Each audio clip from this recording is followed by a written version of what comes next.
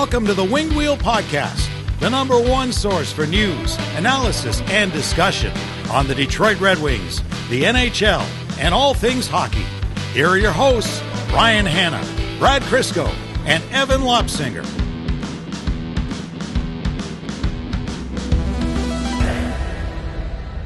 Evan, the game you know and love is gone, man. Seeing a Chicago Blackhawk apologize to a Detroit Red Wing for high-sticking him in the face accidentally, and then the response back is, "Oh, you're all good, man," happening mid-play.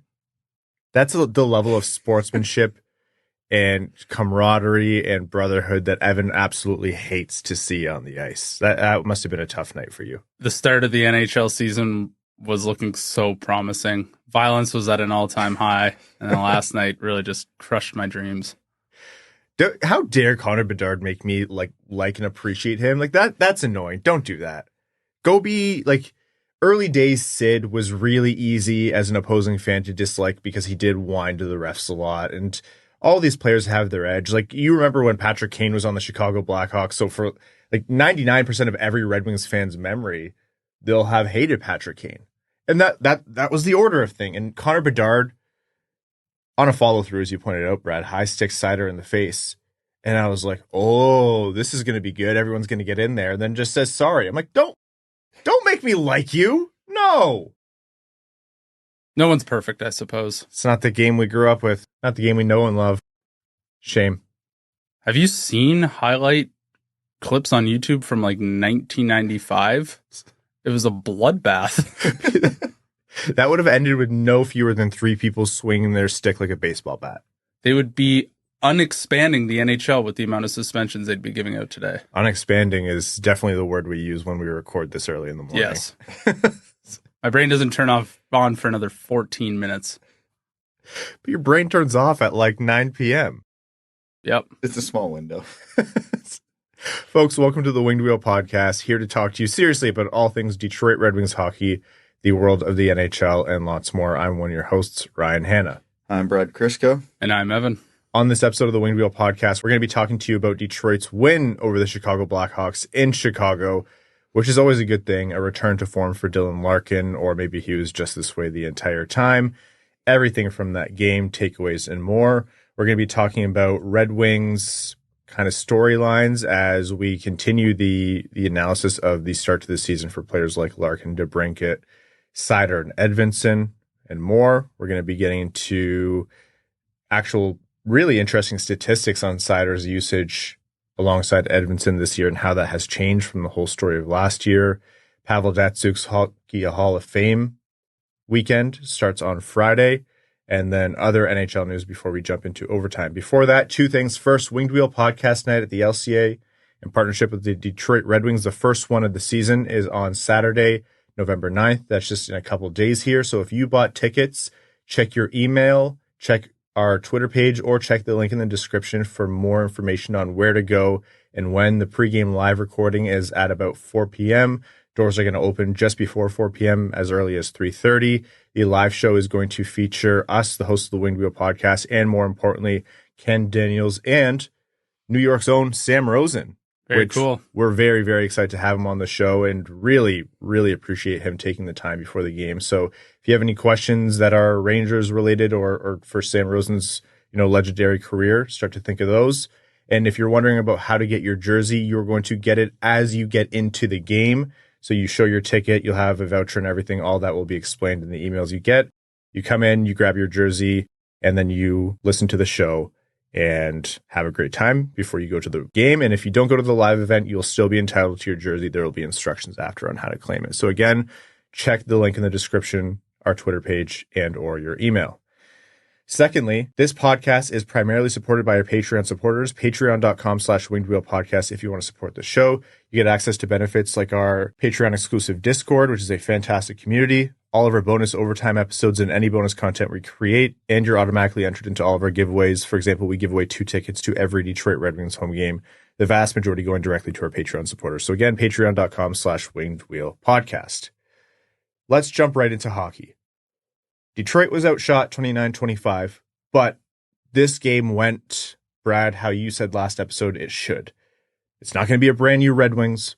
but you needed to see them be able to control a game against an objectively worse team. And even though the start was slower than what we had hoped and the shots weren't necessarily there, you would have been crazy to expect a different team overall. This was just a better version of the Red Wings where I thought, all in all, they clicked relatively well. Yeah.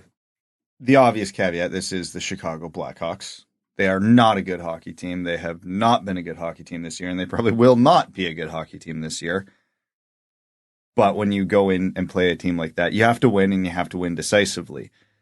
I feel like the Red Wings had a really, really strong second and third period. They had their usual typical sleepy start. I think they were sitting at 4 shots on net before DeBrincat smacked in a rebound with a second left in the first period.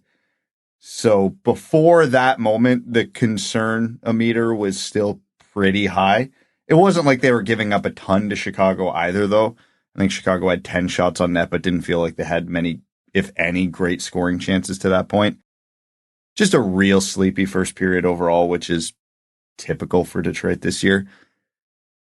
And I was hoping that that last second goal would maybe spark something, get them a bit of momentum going into the rest of the game. And it's not like they came out with their, boots on fire in the second period, but there was definitely an uptick in how they were playing. And urgency is probably not the word I would use, but pressure felt more consistent. They were spending a lot of time in the Hawks zone.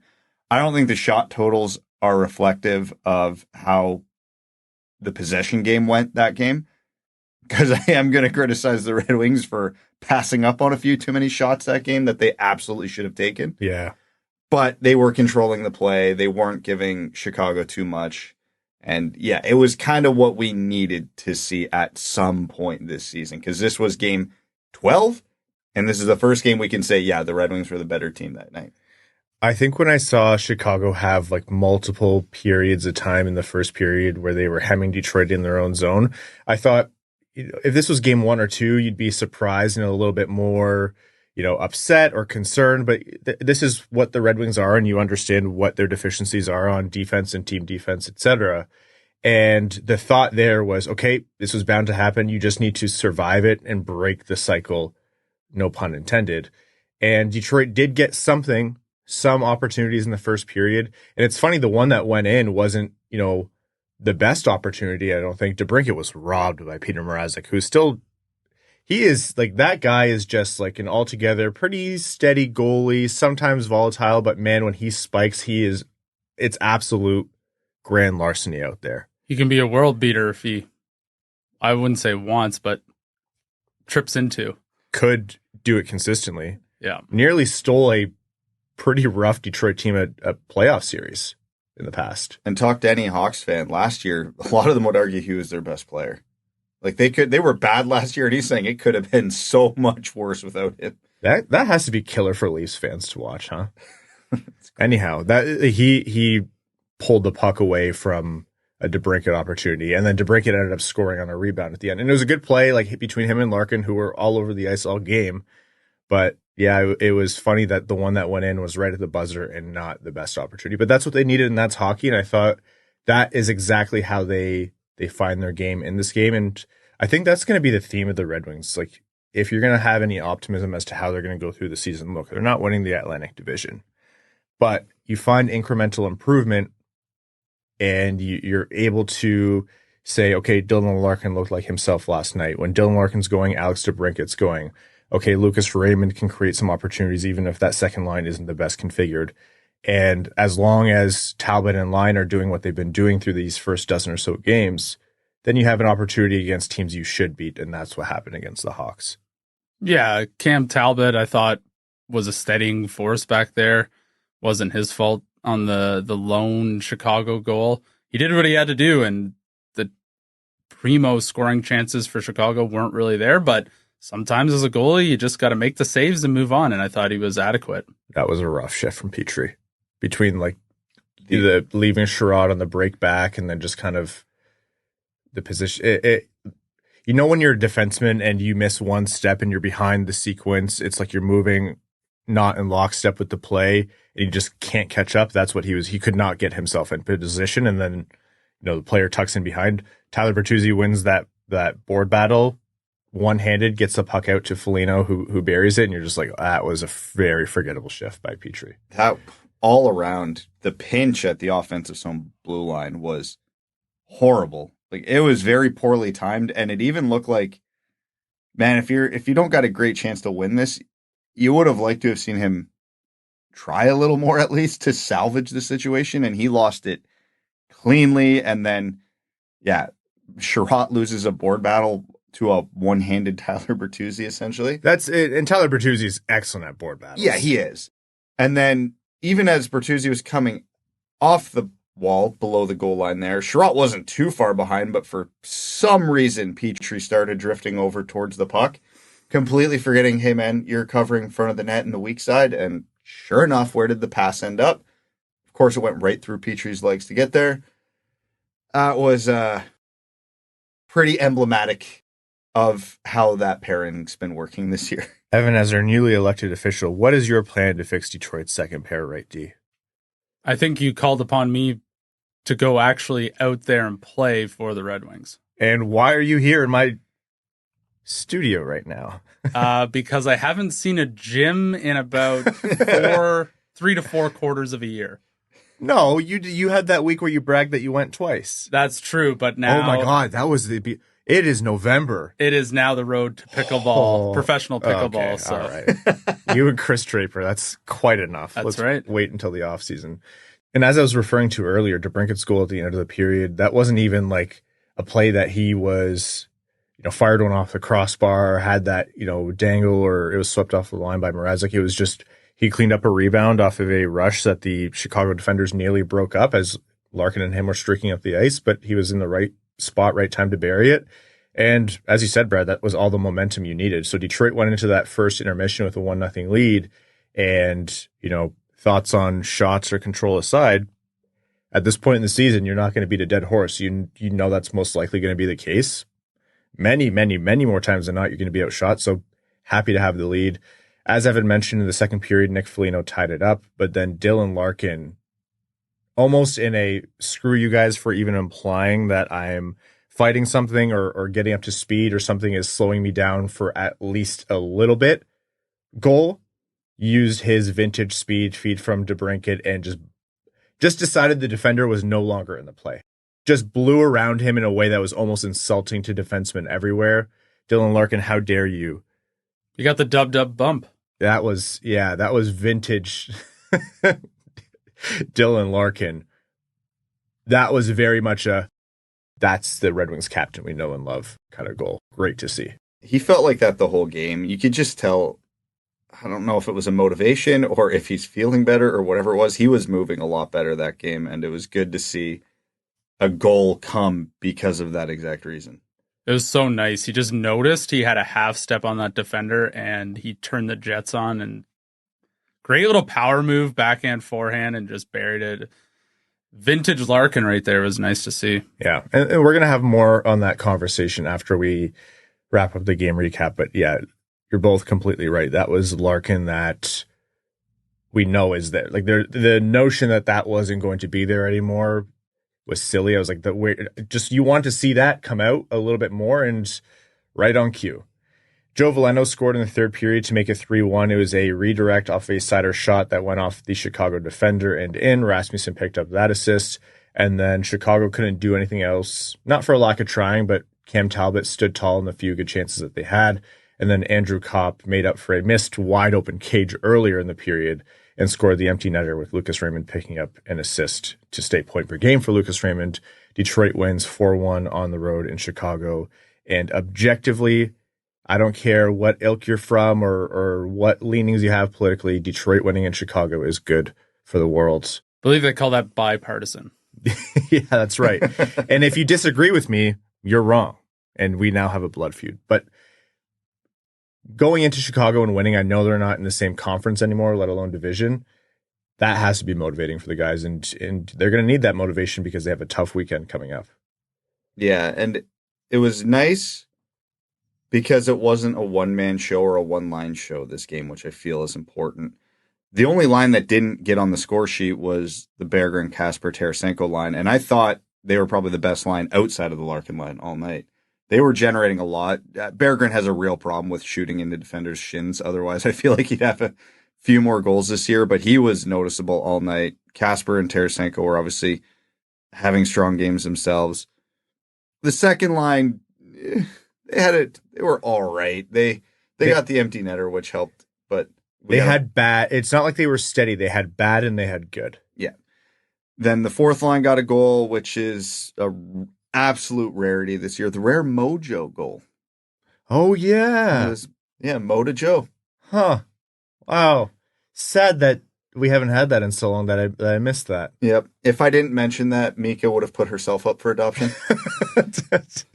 She's smart enough where I think legally she's entitled to all of your assets, and the courts would grant that to her. She would figure it out. And then obviously the top line felt, I don't know what the underlying say, but they felt dominant that game. Like Chicago just could not contain them. Again, even in the first period where Detroit did barely anything, DeBrincat had one pulled off the line, DeBrincat rang one off the crossbar, and then DeBrincat scored a goal. I think those were the only three plays the Red Wings made the whole first period, but it was that line. As soon as they decided, all right, it's time to go, Chicago didn't have an answer for him.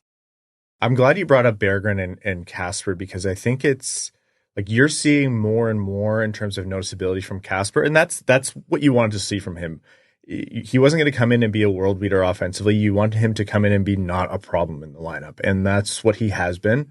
And with Berggren alongside him, yeah, that creativity has been there. I do see a little bit of Berggren. It's almost like he wants it to be perfect, or just takes a beat when he shouldn't, or doesn't take a beat when he should in terms of firing a shot off or whatever it is. I think it'll come because we've seen it from him in the past, because it's like everything's getting there, but the execution hasn't been there from Berggren. It's not a knock, because I think you're seeing him warm up as the season goes on. He's earning the stay in that spot more and more in my mind. He's been one of the more consistently, I'll call it, noticeable bottom nine forwards on this team, in terms of he has the puck on his stick a lot.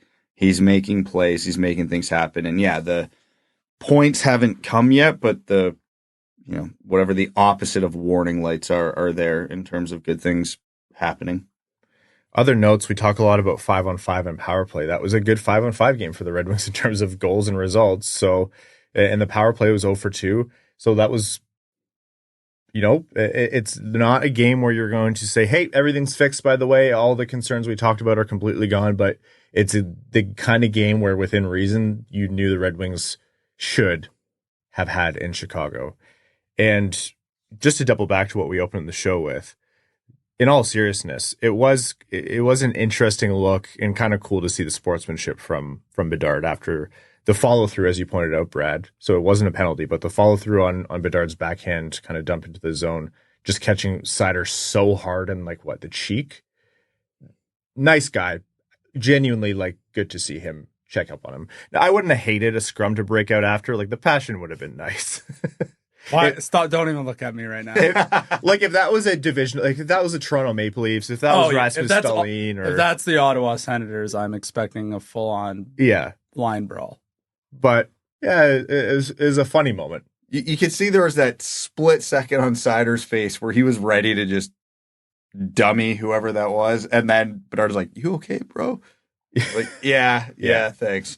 Have you guys noticed that it's always someone always has an issue with Seider, and it's always one of the team's veterans who's there to get the boys going and make a statement? They're always angry at this giant German kid who's so apathetic to them trying to jump up and punch him in the jaw, when Brad tries to fight Evan.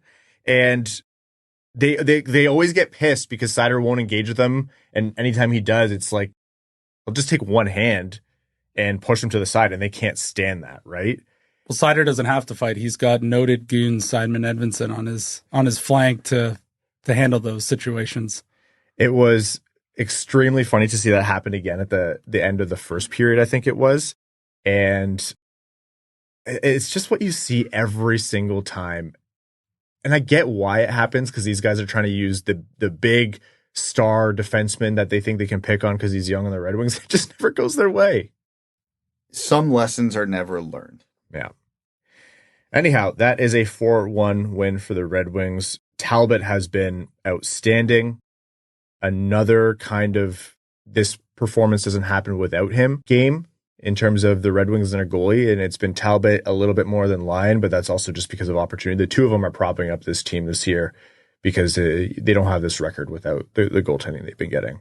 Yeah, they didn't need Talbot to steal this game. Probably the first game all year where you can't say directly the goalie and the power play was the reason they won this game. But yeah, he didn't have to make a lot of 10-bell saves, but he made the ones that he needed to make. And, you know, we always talk about you can only win the games that are on your schedule. You can only save the shots that are directed your way. Yeah, there weren't a lot of high danger ones, but he did everything he needed to do. You guys want to know something funny? No. The Detroit Red Wings are in a playoff spot, and there's not anyone behind them with games played that could pass them. Like they are in a playoff spot. They control their own destiny. By merit. They control their own destiny for 70 more games. But the Detroit Red Wings with 13 points are in the second wildcard spot. The Boston Bruins, Ottawa Senators, Columbus Blue Jackets, New York Islanders, and Pittsburgh Penguins are all behind them with 12 points. Buffalo with 11, Montreal with 10, Philly with 9 to round out the Eastern Conference. But Detroit, for the poor start they've had, and by the grace of the results they've been able to pull out, and Edvinsson and Seider and the goalies are in a playoff spot. And who do they play on Friday? Well, that's, Brad said you can only play the games on your schedule. The games on your schedule are hard this weekend. So on November 8th in Toronto, because it's the Hall of Fame game, Detroit plays Toronto on the road, and then they come back to Detroit the very next night, 24 hours later, to play the New York Rangers, who have already beat them twice this year pretty handily. It's going to be a test this weekend, so I am quite happy that the Red Wings pulled out the result against Chicago, because that's going to be a challenging weekend. What do you expect? I feel like it's such a low bar. I feel like 1 point's probably a better result than I'm expecting right now. That's what I thought too. If you walk away with 2 points in any fashion, that would be, I don't want to say a miracle, but that would be better than what would be expected for the Red Wings. Yeah, a couple of OT losses would be a huge win. You don't wish for the Red Wings to lose, but I will take 2 points in any fashion. We know what this team is, and that's a tough schedule. And it's just because of the Datsyuk Hall of Fame induction. It's naturally how it was going to happen. But hey, maybe the Red Wings will get the Winged Wheel podcast night boost. It's not always worked, but sometimes it does. Sometimes it's blown up in our face spectacularly. Sometimes it works, though, Evan. That's so true, let's true. keep a little bit of optimism. For every 8-0 loss to Buffalo we've had, we also did end a month-long Bruins point streak last year. And boy, are those versions of the Bruins not there anymore. Oh, God, no.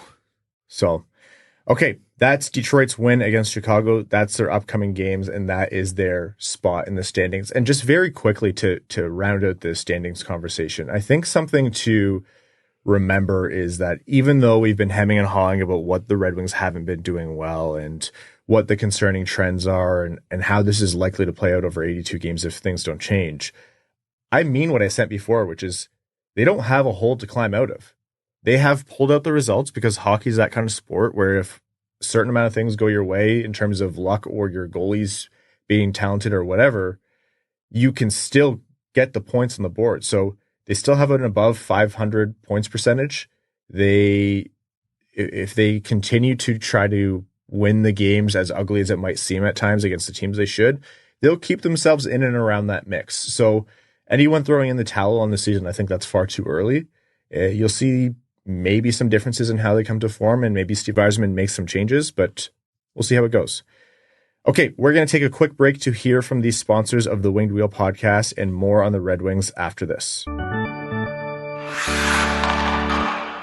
There is nothing that compares to watching hockey live. It's not just about being closer to the action. It's hearing the sounds of the game, feeling the big hits along the boards. I personally will never forget how electric it was to be in the crowd for the last playoff win at the Joe.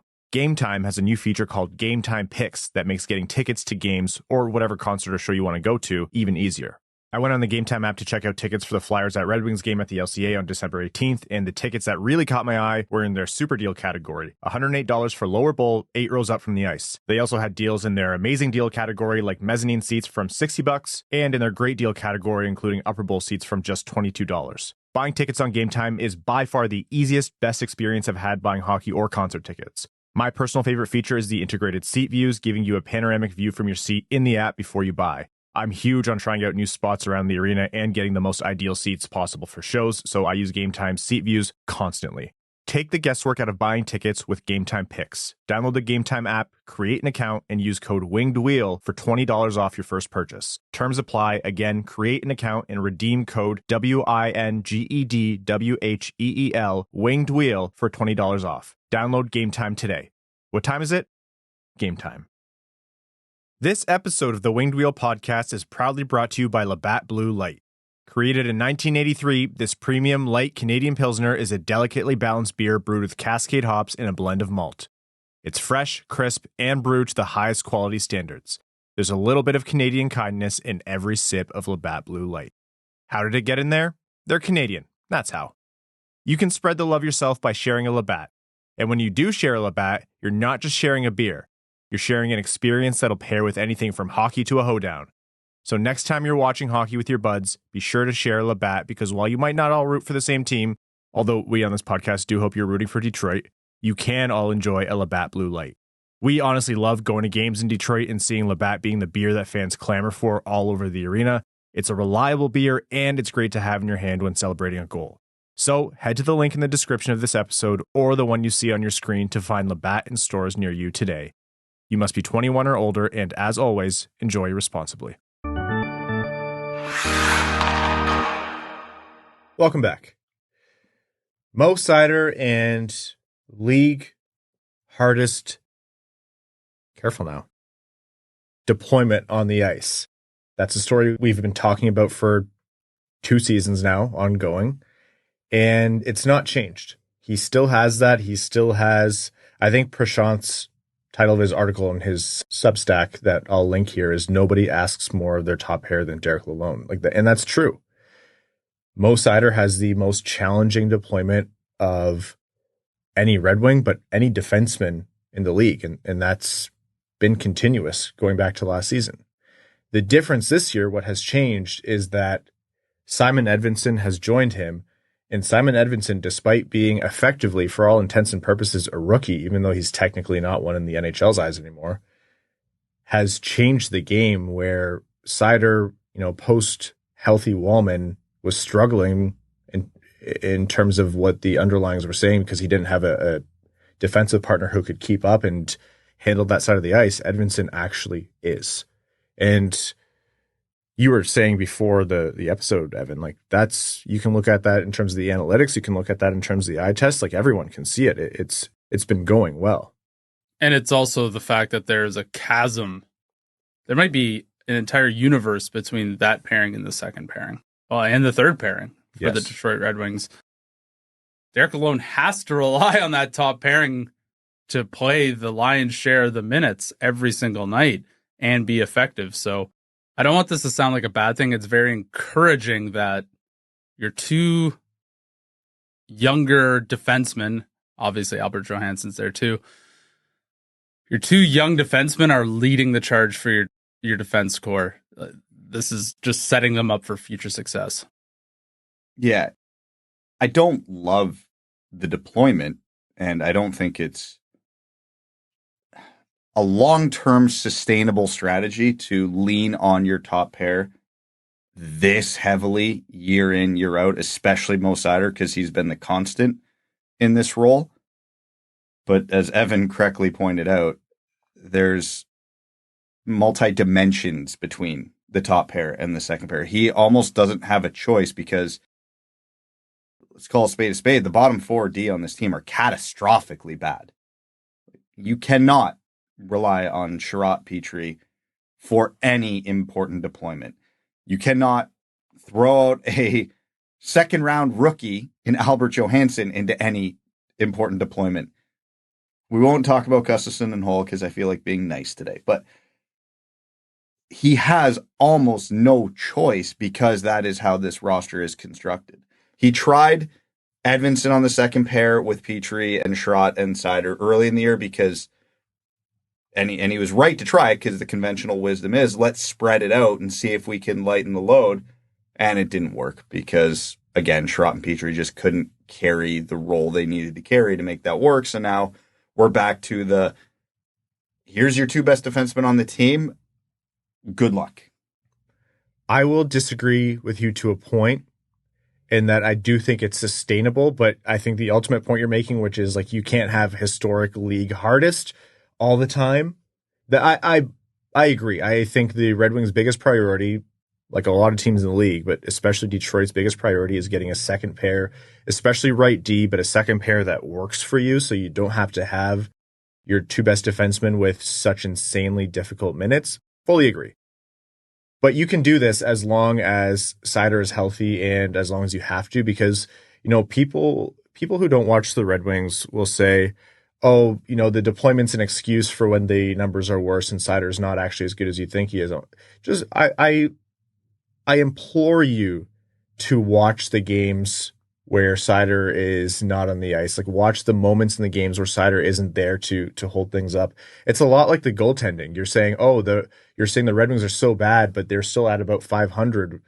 Okay, what would they be without the goaltending? Because I promise you it would be way, way worse. And it's the same thing with Seider and Edvinsson now. Like, last year, the criticism of the numbers that were out there was that, those were they were not appreciating enough what the deployment was. I don't think Seider had his best season, but I think there were, knock-on effects from having that historically hard deployment that are hard to quantify. I don't run my own model. I'm not some expert in analytics, so I'm not going to say anyone's model is bad or wrong, but we were all watching and saying, like, yeah, of course your underlyings are going to be terrible if your entire game is predicated on the notion that you're starting hemmed in your own zone with very little help around you, and you can account for that. But it just wasn't like, no one who watched the Red Wings last year thought Mo Seider was the problem. And there's a little bit of kind of justice this year to say, yeah, once he has a competent D partner again, those numbers are cranking back up. And is Seider playing that much different than last year? No. I think he's, a bit better, but by and large, you can point to any individual game and say this is from last season or this season, and it looks like it's not a brand new Mo Seider. He is just being afforded a little bit more freedom to play because he has a very, very good D partner next to him. So I think this is it's nice to see that justification. Also, a quick note: Prashant pointed out, Seider and Edvinsson had 80% 5-on-5 expected goals for percentage last game. And that was the point I was going to branch off there, was not only does Seider and now Edvinsson play the toughest minutes in the league, they do it in the Atlantic Division because they play Florida. Who are they getting? Probably Barkov. They play the Leafs. Who are they getting? Probably Matthews. They play Boston. Who are they getting? Probably Marchand and Pasternak. And it's just, the murderer's row of top lines, and that's going to be a bulk of the Red Wings games. Kucherov in Tampa Bay. I know Dom did, I'll call it a breakdown, I don't know what else to call it, where there was a game last year against Tampa Bay where analytically Seider got caved, absolutely caved against the Kucherov line. So he went and watched a video to see, okay, what is actually happening to get these numbers? And his conclusion was Seider shut Kucherov down. He's like, yeah, Detroit never had the puck because of the other four players on the ice, but Kucherov didn't generate anything of significance. Seider wiped him because that's his job. That's what he had to do. And the analytics, obviously, if Seider's not creating a bunch of scoring chances or anybody on the ice with him, it's going to be bad because it's going to be very tilted. And then you look at last night where, with all due respect to Connor Bedard and the rest of the Blackhawks, they don't have a Kucherov, a Matthews, a Pasternak. And thus, Seider and Edvinsson are going to get easier matchup. And then they drop an 80% expected goals for percentage. So when they're not playing the murderer's row of the NHL, they can still absolutely dominate. that you're going to see another level once the Red Wings have a second pair, which I don't know when that's going to happen because it's a big task to have it, but it's going to free up Seider's game in a way where you haven't really seen since his rookie season, where you're like, hey, you're a rookie, go out there and just do whatever and try some stuff. And the opponents don't really know the tape on you. And so you have a lot more space to work with. Like, I genuinely think that's what's in store for Seider. It reminds me so much of early days of other top defensemen in this league. Evan, you brought up one of the previous episodes about Hedman and how in Tampa Bay, there was calls for him to be traded early on. And that was ridiculous. Edvinsson gives me more Hedman vibes, but I agree with the sentiment. It's going to be so much fun when you just see Moritz Seider blowing guys up and Edvinsson's just buzzing around, toe-dragging guys. I'm excited for that phase of the Red Wings. It's just crazy the amount of burden that those two guys have to carry every single game. And they're still putting up points.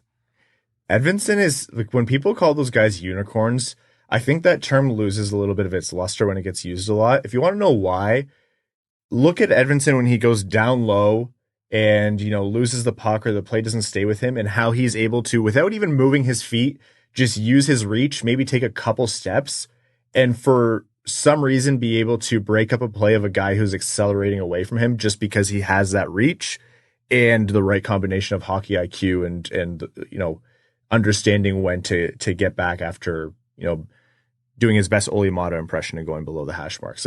It's hilarious to watch because you're like, fundamentally, no, you're out of position. Don't do that as a defense. Oh, wait, you broke up the play. That was, and there's two of you, one on each side. You see the formula there for the Red Wings defense. Anyhow, acknowledging how good those two have been, and much like Talbot, Lyon, the Red Wings would be in a much, much, much worse spot without them. Larkin and DeBrincat. Man, do those two, again, going back to the last episode, Larkin hasn't looked bad this year. Don't misconstrue the conversation about Larkin and is he fighting something or anything as Larkin has been bad. No, the output has been there and the goals have been there especially.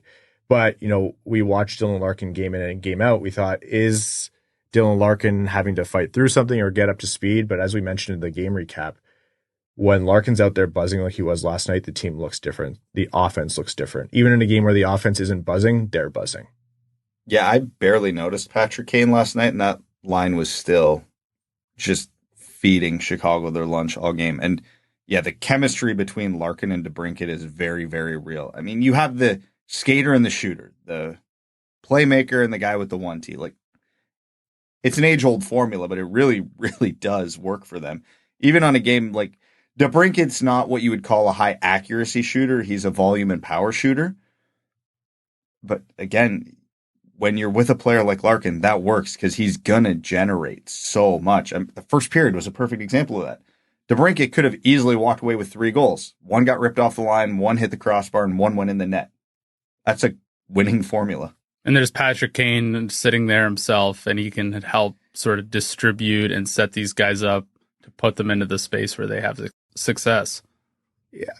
Yeah, it wasn't like the Patrick Kane game that you were expecting at the United Center that you saw last time, but I did, I can't believe you didn't replicate that. What are you here for, Patrick? No, but I do think, I actually noticed him in the way that Evan said, distributing, and he wasn't the one, he wasn't a world beater, but he also, the creation of some of those plays, especially one that led to a goal, he was out there, and that's, you want to get the most out of him and generate that space, and you're not, playing defense automatically with his line mates on the ice, then that's how you do it. Speaking of Patrick Kane very quickly here, Team USA, you think? Is there a case there? There's a case. I wouldn't call it a strong one, but 13th forward, maybe. Yeah. I'd really have to sit down and think about the forwards for the Americans. They're going to be absolutely stacked with talent. They may even have to put some goalies at forward because they have to put these guys on the team. If I'm Team Canada, I'm going back generations to find some great grandmother who was, 1/5 Canadian to try to steal one of those American goalies. Yes. Their 5th option might be Canada's best option. That's not even a joke. That's a very literal statement. I think they would take Patrick Kane just because he's got the experience. He's an American legend in the game. It would make a lot of sense.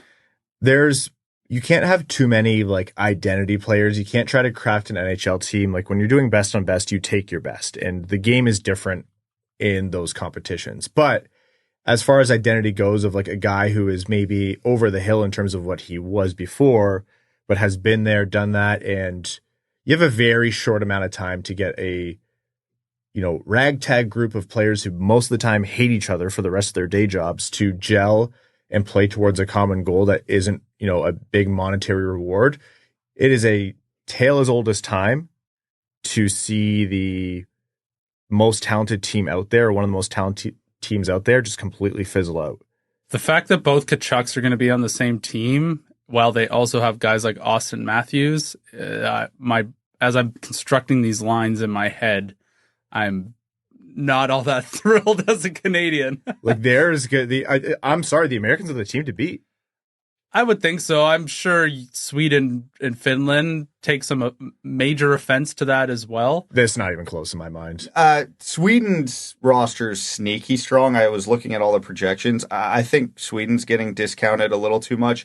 Finland had Olli Mata on the top pair, so Finland offensive dynamo Olli Mata. Finland is very metal. They know what they're doing. Finland always hangs around in these tournaments, in these games, and they always surprise everybody. On paper, they're comfortably fourth. Yeah. But for Finland, I don't think that means anything. Although, circling back to the Canadian goaltending problem, I had to look it up because I was pretty sure I knew the answer. This is the type of tournament where you go in with the hot hand, right? Like whoever, you've got a 2 weeks. Do you know which Canadian goaltender in the NHL right now has the highest save percentage? Cam Talbot. It's Cam Talbot. Look, Steve Yzerman doesn't do Canadian international GMing stuff anymore. I think the whole Marty St. Louis incident burned him out. But if he did, I would be petitioning hard for like, hey, Steve, we want as many Red Wings in this tournament as possible. I think the last projection I saw from, I can't remember what outlet it was, did have Cam Talbot as one of the 3 Canadian goalies. All for it, man. I want as many Red Wings in there. Like, look, we're going to be covering that tournament on this podcast. Like, we're going to be talking about how the Red Wings do. And yeah, there's the natural rivalry. Like, same thing as you see in the Red Wings room. Like, you're not going to see Steve Yzerman talk about this publicly, but he'll like a friendly bet between a Canadian and an American, like all that fun stuff. But getting some Red Wing influence in what is a hilariously bad part of the Canadian goalie lineup would be a funny twist. Anyways, Patrick Kane, though, I could definitely see it, but there's going to be some talented Americans left off that roster. Like every powerhouse team, there's always those conversations. Pavel Datsyuk, Hall of Fame induction this weekend. We knew it'd be coming. Anyone who watched any part of Pavel Datsyuk's career knew it'd be coming. Again, the class of 2024, Colin Campbell in the builder category, Natalie Darwitz in the player category, Pavel Datsyuk, David Poyle, Jeremy Roenick, Shea Weber, Chrissy Wendell is the rest of the class. But it's exceptionally funny that Datsyuk is going in at the same time as Shea Weber. And the only thing I would have different about this is Datsyuk and Zetterberg going in together. Yeah, I think it gets lost in history just how much those two were tied to each other. They were the Euro twins.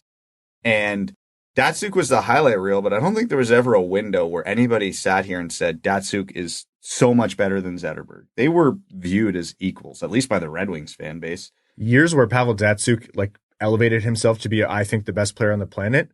Multiple times in the playoffs, Zetterberg elevated his game, and playoff Henrik Zetterberg was the best player on the planet a lot of times. Yeah, they won one Stanley Cup together. Zetterberg got the Conn Smythe.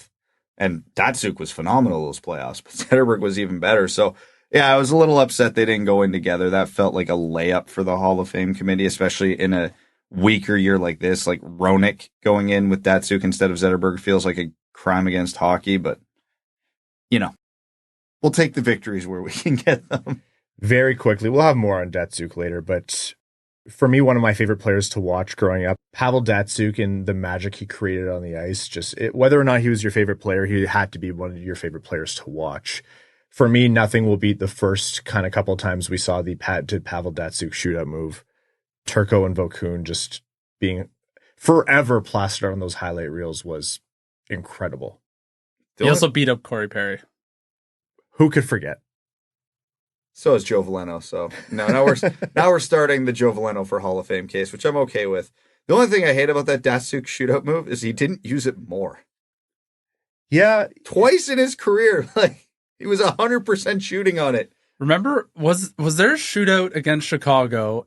Detroit lost that shootout. They did. And if Detroit lost the shootout where Pavel Datsyuk did the flip over, even the Hawks bench, I think like their faces were like, did he just do that? Oh, that's the greatest shootout goal in the history of hockey. Like, full You think stop. it is? What comes close to that? He floated a puck over a goalie. Like, do you know how insanely difficult that is? Who was the guy who first did that move? What was his name? Linus Omark. That was it. And he did it against, I think it was like a Swiss goalie in like an international competition. Remember when he did a 360 at the red line? Just to finish it with a clapper? Yeah, to finish it with a clapper. I wish that guy was good at 5-on-5 hockey. He was so much fun. And it was Datsyuk flipped it over Niemi. Yes. Wow. Yeah, that was, and I remember they ended up losing that one. I was like, that is insane. There's three boomers reminiscing about the good Oh old days. my God, I can't believe we're here. I like the amount of times I have to stop myself from thinking like, this is the other side of you were so privileged to watch a once in a generation player is the generation eventually ends. Like, and there's no natural, well, who's going to come in and be the next? There is none. You kind of wish you could go back and watch every single game. Be like, just shake yourself. Be like, you need to watch every single game of this player. And I feel like everybody who's gone to a Red Wings game in the Datsyuk era has that story of here's what he did the game I was at. Yeah. Like, because I remember Incredible. You remember the GIF that they spliced together of Datsyuk where I think it was Mike Greer and someone else from San Jose. He dangled them and then the Sharks players like just smashed into each other. Yeah. I was 20 rows up right from where that happened. It was as funny as it is on camera. Oh my God, the reaction in the arena was great for that one. And he had all the clips that we all know, like breaking Logan Couture's ankles on his birthday. Yeah. But like how many the birthday part makes it's just that like he did it so much that you almost became desensitized. Like how many times did he make a play where if one player who wasn't known for that did it in their career, it'd be on their career highlight reel. Like him going back with the puck and intentionally hitting Shea Weber, who was taking runs at him and intentionally going at him. Like, people see this like little Russian guy, not a single facial hair, but he would put guys through the wall. Like he was built like a brick shithouse. Strong at the amount of times players voted like who's the hardest to knock off the puck, and it was always Pavel Datsyuk. He could do it with his body just being able to be so solid, but he could do it with his hands too. Yeah. Just one of the most, you talk about a unicorn. Pavel Datsyuk is about as unicorny as it gets. I don't think you'll ever see a player like him in our lifetimes, I think in the NHL. That would be a fun conversation to have, like an off-season episode. Who are the biggest unicorns in NHL history? Datsyuk's definitely one of them. Yes. Chara probably. Oh, that's a really good question. In terms of like breaking the mold, because we had never seen someone as big as Chara find success at the NHL level. Yeah. Yeah, just like there was no other player in hockey history like this guy or like that guy or like this guy. Marty St. Louis, would he be one? Because he's so small. Yeah, there's been a lot of those. He's like Brad size. He's like a little taller than you. Yeah. Just like insane. Yeah. Yeah. Alexei Kovalev. Kovalev is another one. Yeah. Immense skill, just no give a shit. Talk about the Caro meter being off. Yeah, unless he had to deliver an elbow to a Leafs player, though, then then he was there. That's the good old days Evan was talking about at the top of the show. That is. Anyhow, it'll be a fun weekend to see the glory years of Pavel Datsyuk relived. And that's a lot of what we have to look forward to right now in terms of game in, game out excitement for Red Wings fans is reminiscing.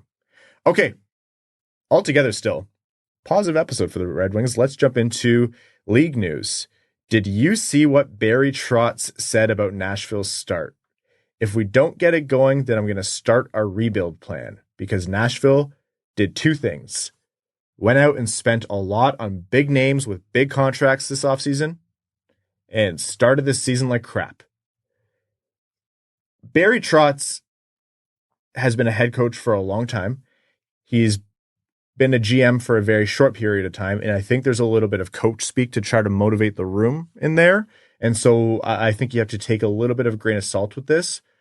But the fact that you're even saying that right now, if I was a Preds fan, I would be Not thrilled. You talked about this a lot in the offseason, Brad. Like, yeah, you're celebrating Stamkos and Marchessault and whoever. What are you going to do if this doesn't work? Because you're handcuffed if it doesn't. Well, yeah, two big positives with those signings. One, they're all very old. And two, the contracts are not short-term. I can't imagine. Just kidding. Those are not good at all. They are absolutely screwed. It's got to be an empty threat, right? Because if they start the rebuild, they just traded Askarov away. So that doesn't make any sense to me. I think it's more so just to light a fire, which is crazy because this is a mostly veteran team. They shouldn't need a fire lit this early into the season, especially with winners. It is absolutely an empty threat, whether he wants it to be or not. I get what he's doing, and he's doing it for that exact reason. He's trying to scare the shit out of them into playing some proper hockey. But yeah, look at the ages and the contracts of this team. They can't rebuild. They're stuck. So what you're telling me is there's no U2 concert in the foreseeable future. No, they have to book one so then they can cancel it. The concert ticket sales are plummeting in Nashville right now. The Spheres are going to have to close down in Vegas. Look, I as a Red Wings fan and as someone who covers a team who desperately needs star talent, it would be to every other team's in the league best interest, actually, I should say, if a team loaded with players who are really good and not going to win there starts to suffer. Because if you have to rebuild and send those players away, there's an opportunity to capitalize on that. You know what's better than signing Steven Stamkos in the offseason? Trading for him 50% retained 6 months later. Hell yeah. Why not? He goes back to Tampa. That was their play all along. How about the start for talking about the Western Conference teams? Kirill Kaprizov. Man, he is earning his next contract. He's got to be the MVP favorite right now, right? He's up there, yeah. I think he has to be. Like, obviously, McKinnon and Makar are off to crazy starts in Colorado, and there's some other guys in there, but Minnesota's 8-1-2. Nobody expected them to be anything more than typical Minnesota this year. I think he's leading the league in scoring, if not very close to it. And yeah, like all the formula for him to win the MVP is there. We know how voter fatigue works. Voters don't want to vote for McKinnon or McDavid every year. The team is unexpectedly elite. And he's fun.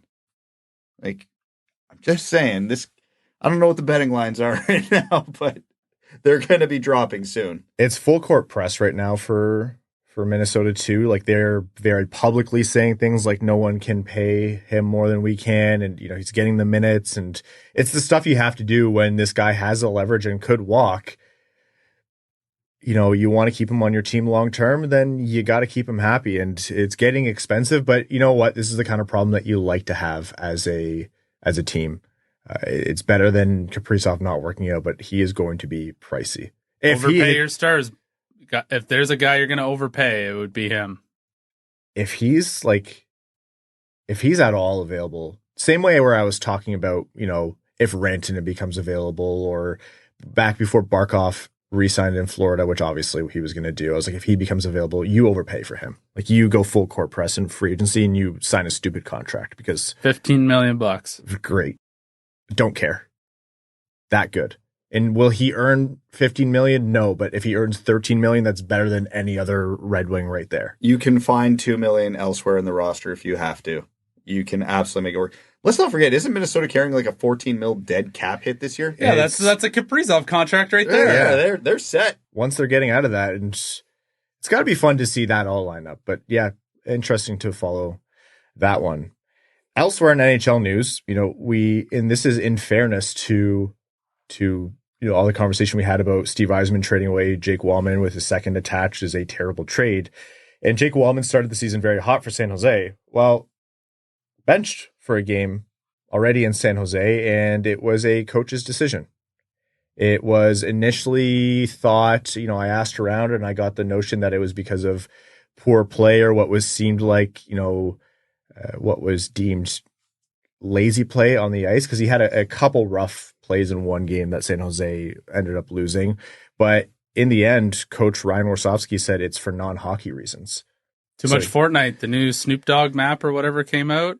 Fortnite. What the hell? OG Fortnite coming back, becoming permanent. Now all I have to do is rewind the clock like 15 years to get all my friends playing video games at the same time. No build myself. mode. It's built for us. Dude, nothing makes you feel older than seeing the way those kids play video games now. Yeah. Their fast twitch reflexes are up.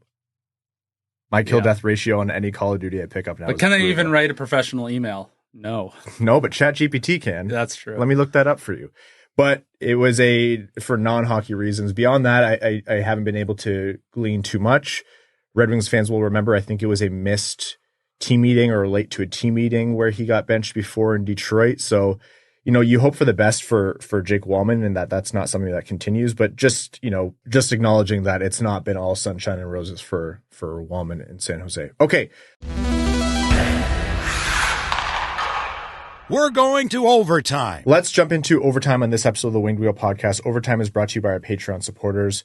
Patreon.com/Winged Wheel Podcast if you want to support the show. You allow us to do things like host Winged Wheel Podcast nights in partnership with the Detroit Red Wings and Grand Rapids Griffins. You allow us to support the Jamie Daniels Foundation. Also, Hot Stove Stories Rounding the Bases with Mike Tirico and guests is on Tuesday, January 14th. Tickets are now available to buy. JamieDanielsFoundation.org to find out more on that coming soon. Okay, let's take some questions, some overtime questions in a very quick segment here from our listeners. Matt says, do you think Larkin might have been trying to let off the gas a little early this year to try to avoid injury for a full 82? He knows they make the playoffs last year if he didn't miss those games, so I could see him trying to take that on himself or to try something different. Or maybe he just had a lower body injury like Comfer. Hockey players, at least good hockey players, aren't wired that way. I don't think that's what he was doing at all. Even if he's maybe a little less active in board battles or something like that, he's not going to slow down through the neutral zone or anything like that to save himself for later in the season. I think there is something to that about like him changing up his game, though, because it's got to be tiring missing games that often, right? And so it was very quickly pointed out to me, I think fairly so, that his burst speeds, as you can measure on NHL Edge, were not down by much, if at all, this year. And if he was fighting off some rust from like offseason procedures or that flu caught him as well, and Larkin's not going to miss games. Like you know how he is. If he can help it, he won't miss it. He'll play through it. Yeah, trying to preserve yourself for the long-term vision because he's got to be sick of missing the playoffs. I don't know. I think there might be something to that. Rob McLeod says, what's the deal with Newsy only using one alternate captain per game? Have you guys decoded the rotation of who wears it and when? I haven't figured out the rotation. I don't mind it. Give everybody who earned it a shot with it. And I hate the teams that roll out like 4 alternate captains every game, so I'm okay with it. The teams who have like 6 guys who rotate throughout the season, that drive. No, thank you. Maybe it's old school, but I'm like, what's the point of that? Brian G103 says, rank these way too early trends from most to least likely to being true at the end of the season. 1, Larkin has 55 goals. 2, Talbot and Lyon have a combined .923 save percentage. 3, Boston has 76 points. Most to least likely? Yeah. Most likely of those to happen, the goalies, then Larkin, then Boston. Yeah, I think I fully agree. Neither of them are particularly likely, but yeah. Wait, yeah. Most likely was 1? Yeah, it was goalies most likely. Basically, I'm Boston. Wow, you guys really believe in Boston? Yeah, they're not 76 points bad. Even if they miss the playoffs, they're missing the playoffs with like 89 points. Yeah, like, they're not. They're not. You're right. Fat Yoshi 5 says, do you guys think we're going to set an NHL record for being outshot in the most games during the regular season? We currently have been outshot in 10 to 12 games. I don't see it being sustained. I kind of do. No, like there's teams worse. Detroit's not good, but like we've seen what really not good is. I just can't see it being sustained. So here's the difference, though, and this is where the nuance comes into play. There are definitely teams worse than Detroit. Many teams that are worse than Detroit, but they know they're bad, so they just fire everything at the net. Detroit is maybe their worst habit as an offensive group is they look off a lot of shots. Like, Detroit had multiple 2-on-1s last night that did not result in a shot on net. So I can see them obviously not finishing in the basement with the San Jose's and the Anaheims of the world, but I can see the San Jose's and the Anaheims of the world consistently getting more shots than the Red Wings. All right, last one here. Man USA fan man Adam says, if you were the coach and couldn't jettison Petry away, What would be your solution for the D-core? Why do you think that Petry is never put in the press box? He just isn't anything more than a third pair utility D-man. It's a lack of options on the right side. Yeah. Like, Petry is not good on the second pair. We know that. It is sometimes even worse when you try to put Hull in there, or when Gustafsson is, by God, that is somehow the worst experiment so far at right D. So it is the least bad of a lot of terrible options. I would argue Hull's been less bad this year. Now, I'm not going to use the word good. I said less bad very carefully. But what happens if you try to put him in the second pair deployment, right? No, I agree. I don't think it'd go well, but I'm in the mindset with Petry right now. It ain't working. Try something else. Okay, we are going to wrap up this episode of the Winged Wheel podcast. As we wrap up, I want to say again, we are so excited for this Saturday, November 9th, Winged Wheel podcast night at the LCA in partnership with the Detroit Red Wings. We'll see you all there. It is going to be a fantastic time. Doors are going to open just before 4 p.m. The live recording featuring us, Ken Daniels, Sam Rosen, just after 4 p.m. You get your Winged Wheel Podcast Detroit Red Wings co-branded jersey there. So check the link in the description, check our Twitter page, or check your emails for more details on that. I'd like to thank all of you for tuning in. We'd like to thank the sponsors of this episode of the Winged Wheel Podcast, and to all of our Patreon supporters. We could not do this without you. Patreon.com/Winged Wheel Podcast if you want to support the show. And if you want to support, but Patreon's not for you, you can support the show by leaving your rating and subscribing wherever you get your podcasts. Tell a friend about the show. Leave that thumbs up. The ratings on Apple Podcasts, Spotify, YouTube, wherever. It does make a big difference. To the name level sponsors of the Winged Wheel Podcast on Patreon: Arjun Shankar, Yves Bartels on behalf of the Sarah Grand Foundation, Aikfer, Samuel Soderholm, Icon, Alexander Hansen, Ghost of OSBP, Glenn Brabham, Croner's Left Knee, Ashley Whitehead, Sea Lion, Matthew M. Rice, Adam Rose, Adam Zuiza, Admiral Matt S. at the Cheesebag Navy, Asher Killian, Beer League Legend, Carl Bertina Nanaluski, Carl Provy, Citizen High Five, Clip Clop Nene, Connor Scovey, Craig Kibble, Denny's Gamer Girl, Derek Enstam, Cider, Dickens, formerly Marlon Winchester, DJ Denton, Eric Hill, Gin and Juice, or Gin and Yusi, Give Blood Fight, Probert, Goose Looney's Drinking Club, Griffin, God Creatives, Happy Birthday Ryan, send me what Evans is for fun, Hockeytown Love, Hockeytown Matt, Hassam Al-Qassem, Jake Gollum, Jacob Turner, Jeff Pridemore, John Ingles, Jonathan Miller, Kalen Wood, Marcus, Marty, Matt Keeler, Matt McKay, Michael Edlin, Mr. Kuzi, R.A., Riley Enright, Ryan Britt, Scott Martin, Skeletor, Stephen Ordeleb, That's What I Appreciate About You,